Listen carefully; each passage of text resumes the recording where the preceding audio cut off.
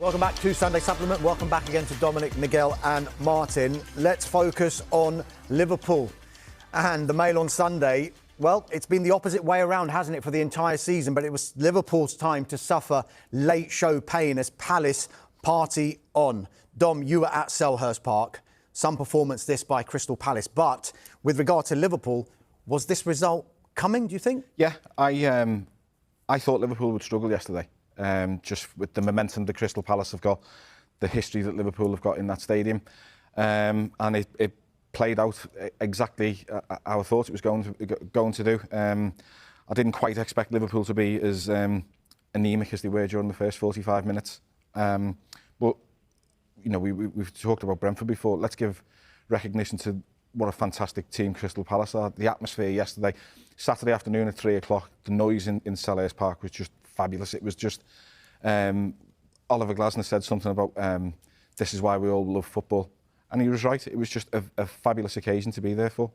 It seems pretty churlish to even criticise Liverpool just now, Miguel. They're top of the league. It was 5 wins out of 5 in the Premier League, on top of the Carabao Cup win, on top of the Champions League victory as well. But a lot of people have been saying, look, this start to the season and how it's gone is not sustainable. Yeah. What do you think is wrong at Liverpool? And I know it's bizarre to say that given that they're top of the league. But even at the top of the league because of all these late goals. And I suppose it's the classic thing with late goals, and that they're potentially a sign of two things. One is character, you know, personality, all the stuff that comes with being a champion. But the other side of that, especially if it happens so often, is that, well, late goals are required because you've got flaws in your team. So I think both are true with Liverpool. Because, I mean, we were speaking off air, even though they're champions, they've essentially made all the changes that were kind of halfway planned when Klopp went. So it is sort of a new team. They're champions, and yet they're at the start of a new cycle. I think there's a lot of adaptation. That was it yesterday. Sorry for interrupting. They did look like a new team. The two fullbacks, when Frimpong came on and Kerkez, they're needing a period of adaptation. Alexander Isak, Arne Slot said to us on Friday that he's basically 3 weeks into his pre-season. So if you're working on the players who've started since July, he's nearly like six weeks behind in terms of his physical capabilities. Florian Wirtz is still struggling in terms of getting. He looks like a man trying to cross a motorway at times in terms of how quick things are happening. He can't understand the pace of it. Once he gets attuned to it, he'll be brilliant. He's a fabulous footballer. I've seen enough of him in Germany to know that Liverpool have bought a diamond. It's just going to take him time. But you're right, it is a period of adaptation at the minute. It was interesting to see, though, you mentioned Wirtz, just picking up on that he looked really good in the Champions League game, where the pace is slightly different to the Premier League, isn't it? Yeah, there's been a couple of incidents. I've been watching him really closely. The runs that he's making into channels, he never stops, literally never stops. He's always looking around to see little avenues that he can exploit. And he keeps looking for Virgil van Dijk to make the diagonal ball to find him. When that happens, there was an incident against Arsenal when Van Dijk found him in the second half, and the ball basically landed on his foot like it was Velcro. Unbelievable touch. He's got it all, but there is the culture of coming to England. It is a completely different league. It's a completely different physical intensity, and it's just going to take that little bit of time to adapt. Martin, Miguel mentioned that all of these late goals also signify flaws in a team. Now, one of them has been highlighted in the Sunday Mirror, and Liverpool's, it's difficult to say failure to sign Mark Gahey. What happened on deadline day, of course, but Slot's wide of the mark if he thinks Klopp don't need Gahey. Is that a big issue for them from what you've seen so far? It's a weakness in this Liverpool team. If you were going through the Liverpool team position by position, the partner to Virgil van Dijk is an issue. Mark Gahey would have improved that no end. I'm glad it didn't happen. I'm glad he's with Crystal Palace, because I don't think Crystal Palace are they second in the league, I think, at the moment? I don't think they're second in the league if Mark Gahey ends up at Liverpool. So I'm delighted it didn't happen. But no, it was a mistake. You can say, because they had all summer. Crystal Palace were willing to sell, so you had all summer to get that deal done. And you know, in a summer in which they did great business, in which they pulled off certainly one transfer that a lot of people, including myself, didn't think was going to happen. That one, you thought, well, this is stitched on. Crystal Palace want to sell, Liverpool want to buy, the player wants to go.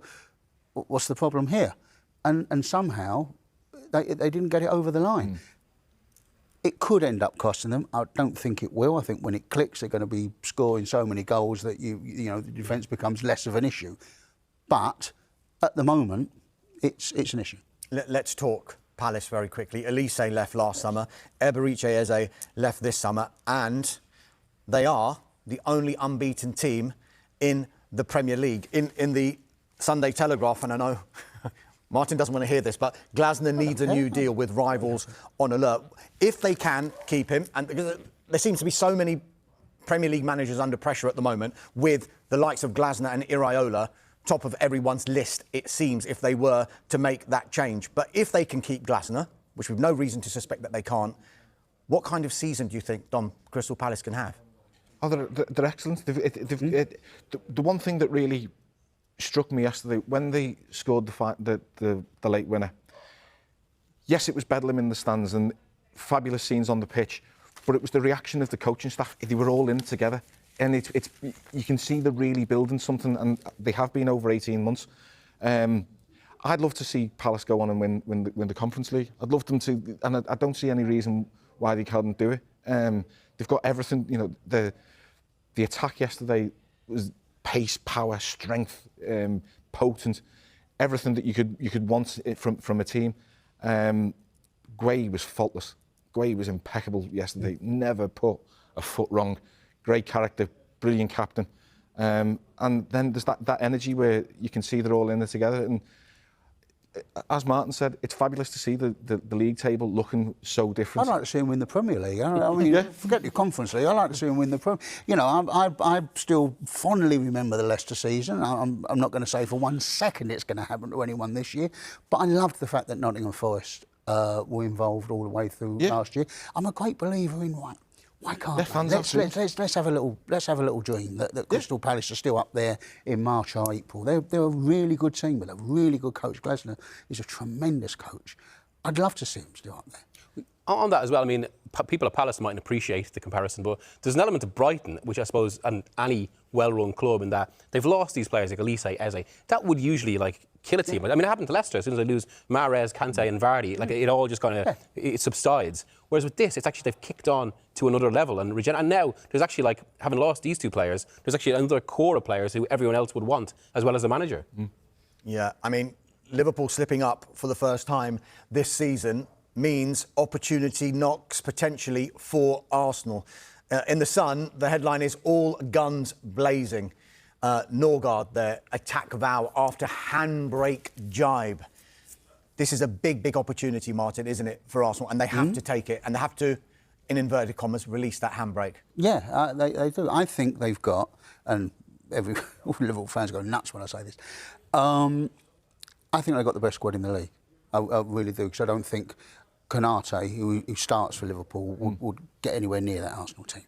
So I think the depth of the Arsenal squad is such that there comes a moment where you've got to go, right, we've got no excuse anymore. We just need to go out and do it, go out and win it. And I think that's this season. I fancy Liverpool for the league. There's no doubt about that. But this is a season when there aren't any excuses at Arsenal anymore. You've got the personnel, you've got the players. The depth in every single position is really, really strong. So there's your chance today. Liverpool have slipped up against Crystal Palace. Funnily enough, if they get a 1-1 draw at Crystal Palace, it isn't the worst result in the world, because Crystal Palace are a good team. But it's the fact they got back into the game and then slung it away. So now you're looking at it, this is a chance. But you've got to go and beat Newcastle, because Liverpool beat Newcastle. And that's where they slept up last year. Every time that Liverpool, there was a false step. There was the Liverpool drew with home to Fulham. Arsenal drew 0-0 with Everton that same afternoon. They kept missing chances. You know about this thing about the handbrake? Man City scored the goal last week that Arsenal would never score. That quick breakaway. Yeah. Now, there was... watch that Liverpool game against Arsenal at Anfield. Arsenal had a couple of chances to do that to Liverpool. 2-3 quick passes, and they were in. And every time they got to the halfway line, stopped and came back, and it allowed Liverpool to get organised and whatever. And that was the thing I was trying to think about this rivalry. When Liverpool were playing Man City at Anfield, there was always that sort of nervous energy amongst the crowd. When Liverpool had a corner, if this goes wrong, we're in trouble. This is 2-3 passes in there anyway. You don't have that with Arsenal, and that's the thing that they have to change. Yeah.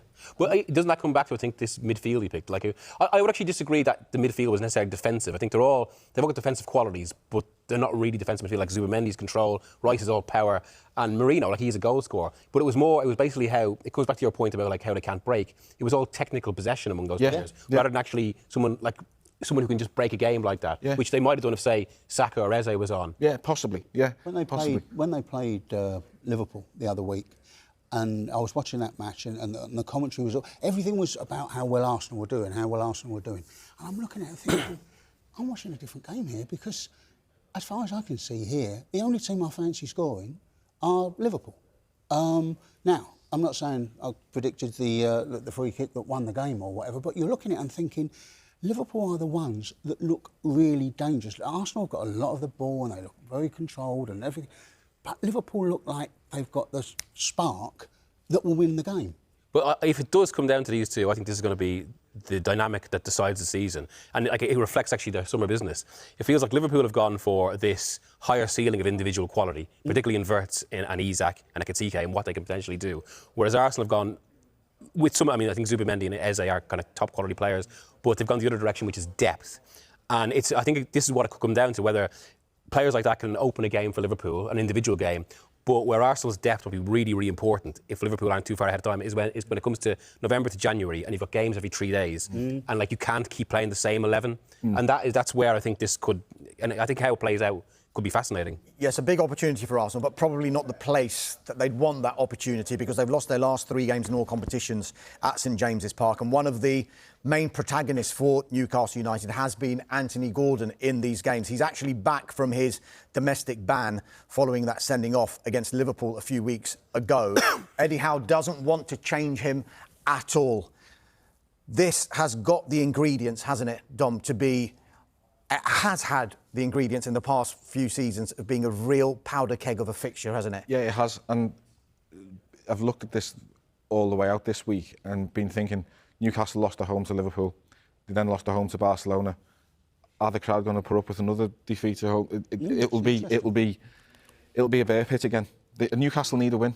Newcastle need something just to give them a bit of a kickstart. I just think they will be wound up to the absolute max this afternoon. And with that in mind, this is an opportunity then, isn't it, for Arsenal to make that statement? Because if they can go there and get the result, then people will sit up and take notice and think, right, the weekend that Liverpool have lost, Arsenal have gone to St James's Park and done the business. Yeah, exactly what Dom said earlier, that one of the issues last season was that Arsenal never capitalised on a Liverpool slip. Well, this is the grand opportunity for that sort of just even for the psychology of the team itself, just to show they can do that. But like as you say, it's exactly the wrong opponents, because it is one of those rivalries that sometimes just like almost come out of nothing in the Premier League. So suddenly because the coaching staff don't like each other that much, or the players have a few games where they really get into it, and that kind of evolves into something else. Now, there is another dynamic there, because Arsenal, or at least under the old Arsenal hierarchy, which has now just changed under Tim Lewis, they were particularly anti-state ownership.